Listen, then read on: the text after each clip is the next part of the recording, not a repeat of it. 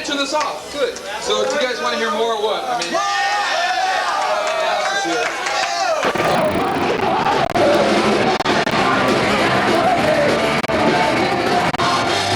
Everybody in Southern California that was around back then has a story about seeing them at, you know.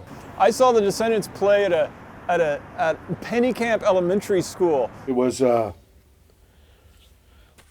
I'll go to how this thing started. No, I first saw them open for the Alley Cats and Jack Lee the Whiskey. A place called Alpine Village over in Torrance. I was in junior high. I think I was in 9th grade.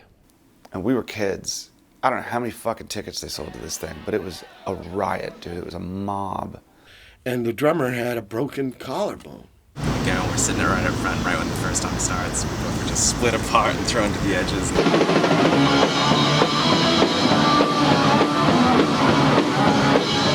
Unbelievable. That many people in one room. With finally you get to see the Descendents. It's just like, it was fucking insane. Constantly just down and like beating the crap out of his guitar, and it's like, I'll never forget that. I never forget the first time I heard them. And that was probably 1986. 4 or 5, whatever it was.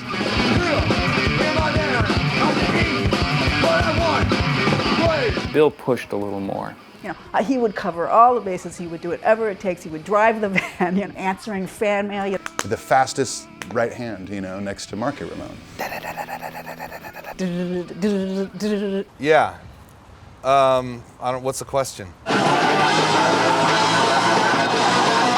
They're singing about going to the fast food joint and going fishing and drinking too much coffee and parents and about girlfriends and skateboarding and you know, farts and disgusting humor and eating. Having toilet paper as the artwork on one of their albums, you know, and living in Southern California. And all the stuff that we're teenage boys. We were, you know, that's exactly what we were thinking about too. You know, it's personal experience brought to the fore, their real feelings, and ultimately that's all great music is about real feelings and putting your real heart on the line.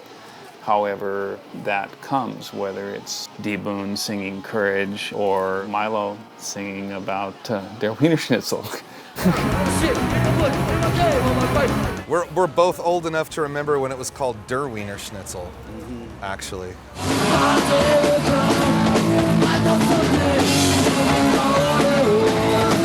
Descendents were an incredibly seminal band to those of us in DC. Basically, I formed a band called Dag Nasty to kind of try to sound like the Descendents. I mean, it was that big an influence. And we went a little overboard with it because then we started Hagfish and really just tried to sound like the Descendents. Like, it was almost this sort of compass, this like, well, would the Descendents do it? I don't know. Everything I learned about how to conduct yourself as a musician or as a band totally came from them. they had their whole system in place, and it was so awesome to learn from them. This is the first van I saw that was built for living cooking equipment and merchandise all at the same time. I learned valuable stuff from them on that trip. The Descendents are smart and funny and musically engaging, and they know how to be simple, they know how to be complex. They're very melodic, but they can also be silly and comedic. They kind of have it all. It's like the Voltron of bands. And they wrap it up in a really smart package. It's not stupid music. They're not stupid guys, so it's a great band. And the funny thing is the first song I ever heard was Wiener Schnitzel.